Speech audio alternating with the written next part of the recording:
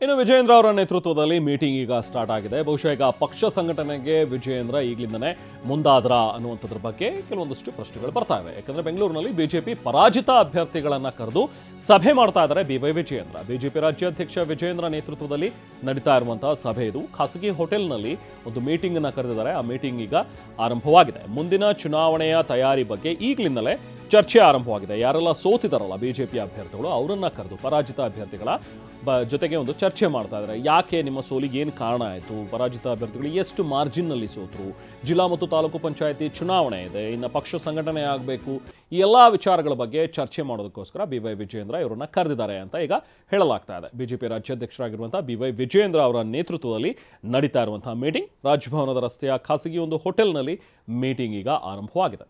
ವಿಧಾನಸಭೆ ಲೋಕಸಭೆ ಚುನಾವಣೆಯ ಪರಾಜಿತ ಅಭ್ಯರ್ಥಿಗಳೆಲ್ಲರೂ ಕೂಡ ಭಾಗಿಯಾಗಿದ್ದಾರೆ. ಜೊತೆಗೆ ನೋಡಿ BS ಯಡಿಯೂರಪ್ಪ ಅವರು ಕೂಡ ಖಾಸಗಿ ಹೋಟೆಲ್ಗೆ ಬಂದಿರುವಂಥ ದೃಶ್ಯಗಳನ್ನು ಗಮನಿಸ್ತಾ ಇದ್ರಿ. TV9 ಈ ಒಂದು ಎಕ್ಸ್ಕ್ಲೂಸಿವ್ ಫುಟೇಜ್ ಇದರಲ್ಲಿ ನೀವು ಗಮನಿಸ್ಬೋದು. BS ಯಡಿಯೂರಪ್ಪ ಅವರು ಕೂಡ ಬಂದಿದ್ದಾರೆ. ಬಿವೈ ವಿಜಯೇಂದ್ರ ಅವರು ನಡೆಸ್ತಾ ಇರುವಂಥ ಈ ಒಂದು ಸಭೆಯಲ್ಲಿ ಅವರು ಕೂಡ ಪಾಲ್ಗೊಳ್ತಾ ಇದ್ದಾರೆ.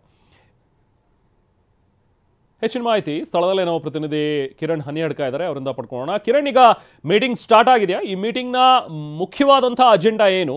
ಯಾರೆಲ್ಲ ಬಂದಿದ್ದಾರೆ ಈಗಾಗಲೇ ಸದ್ಯಕ್ಕೆ ಮೀಟಿಂಗಲ್ಲಿ ಏನಾಗ್ತಾ ಇದೆ, ಏನು ಮಾಹಿತಿ ಸಿಗ್ತಾ ಇದೆ ಕಿರಣ್? ರೆಹಮಾನ್, ಈಗಷ್ಟೇ ಸಭೆ ಆರಂಭವಾಗ್ತಿದೆ. ಬೆಂಗಳೂರಿನ ರಾಜಭವನ ರಸ್ತೆ ಖಾಸಗಿ ಹೋಟೆಲ್ನಲ್ಲಿ ಈ ಸಭೆ ನಡೀತಿದೆ. ಪ್ರಮುಖವಾಗಿ ಜಿಲ್ಲಾ ಪಂಚಾಯತ್ ಹಾಗೂ ತಾಲೂಕ್ ಪಂಚಾಯತ್ ಚುನಾವಣೆಗಳು ನಡೆಯುವಂತಹ ಸಾಧ್ಯತೆಗಳಿರುವಂತಹ ಹಿನ್ನೆಲೆಯಲ್ಲಿ ಇವತ್ತಿನ ಸಭೆಯಲ್ಲಿ ಪ್ರಮುಖವಾದಂತಹ ಕೆಲವೊಂದಷ್ಟು ಚರ್ಚೆಗಳನ್ನ ಮಾಡಲಾಗುತ್ತೆ ಅನ್ನುವಂತಹ ಮಾಹಿತಿ ಲಭ್ಯವಾಗಿದೆ.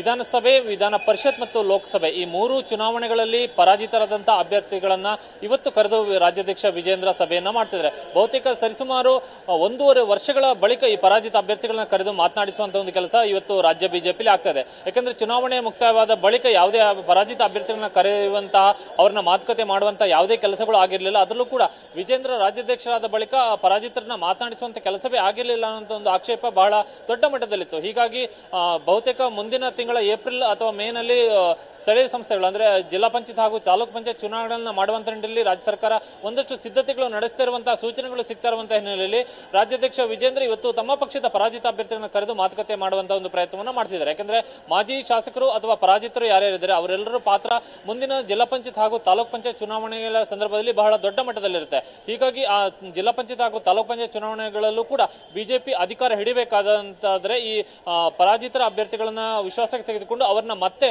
ಪಕ್ಷದ ಸಂಘಟನೆಯಲ್ಲಿ ತೊಡಗಿಸಿಕೊಳ್ಳಬೇಕಾದಂತ ಅನಿವಾರ್ಯತೆ ಬಿಜೆಪಿಗಿದೆ. ಯಾಕಂದ್ರೆ ಚುನಾವಣೆ ಸೋತ ಬಳಿಕ ಬಹುತೇಕ ಈ ಪರಾಜಿತರಲ್ಲಿ ಬಹುತೇಕರು ತಟಸ್ಥರಾಗಿ ಉಳಿದಿದ್ರು, ಪಕ್ಷದ ಚಟುವಟಿಕೆಗಳಿಂದ ವಿಮುಖರಾಗಿದ್ರು, ಕೆಲವರಂತಷ್ಟು ಬಹಳ ಅಂತರವನ್ನ ವಿವಿಧ ಕಾರಣಗಳಿಗೆ ಕಾಯ್ದುಕೊಂಡಿದ್ರು. ಹೀಗಾಗಿ ಅವರೆಲ್ಲರನ್ನೂ ಕೂಡ ಮತ್ತೆ ಪಕ್ಷದ ಚಟುವಟಿಕೆ ತೊಡಗಿಸಿಕೊಳ್ಳಬೇಕು ಅನ್ನುವಂತ ಉದ್ದೇಶದಿಂದ ಅವರೆಲ್ಲರನ್ನ ಇವತ್ತು ಬೆಂಗಳೂರಿನಲ್ಲಿ ಕರೆದು ಮಾತನಾಡಿದಂತ ಕೆಲಸವನ್ನ ಬಿಜೆಪಿ ರಾಜ್ಯಾಧ್ಯಕ್ಷ ವಿಜಯೇಂದ್ರ ಮಾಡ್ತಾ ಇದ್ದಾರೆ. ಇವತ್ತಿನ ಸಭೆಯ ಪ್ರಧಾನ ಅಜೆಂಡಾ ಇರುವಂತದ್ದು ಪರಾಜಿತ ಅಭ್ಯರ್ಥಿಗಳನ್ನ ಒಂದು ವಿಶ್ವಾಸಕ್ಕೆ ತೆಗೆದುಕೊಳ್ಳುವಂತ ಒಂದು ಪ್ರಯತ್ನ. ಅಲ್ಲೂ ಕೂಡ ಜಿಲ್ಲಾ ಪಂಚಾಯತ್ ಹಾಗೂ ತಾಲೂಕ್ ಪಂಚಾಯತ್ ಚುನಾವಣೆಗೆ ಸಿದ್ಧರಾಗುವಂತ ನಿಟ್ಟಿನಲ್ಲಿ ಅವರಿಗೆ ಒಂದಷ್ಟು ಸಲಹೆಗಳನ್ನ ಮತ್ತೆ ಅವರಲ್ಲಿ ವಿಶ್ವಾಸ ತುಂಬುವಂತ ಮತ್ತು ವಿಶ್ವಾಸಕ್ಕೆ ತೆಗೆದುಕೊಳ್ಳುವಂತ ಉದ್ದೇಶದಿಂದ ಇವತ್ತಿನ ಸಭೆಯನ್ನ ಮಾಡಲಾಗ್ತಿದೆ. ಮಾಜಿ ಮುಖ್ಯಮಂತ್ರಿಗಳಂತ DV ಸದಾನಂದಗೌಡ, BS ಯಡಿಯೂರಪ್ಪ ಇವರೆಲ್ಲರೂ ಕೂಡ ಈ ಸಭೆಯಲ್ಲಿ ಪಾಲ್ಗೊಳ್ತಾ ಇದ್ದಾರೆ. Rehman, thank you Kiran.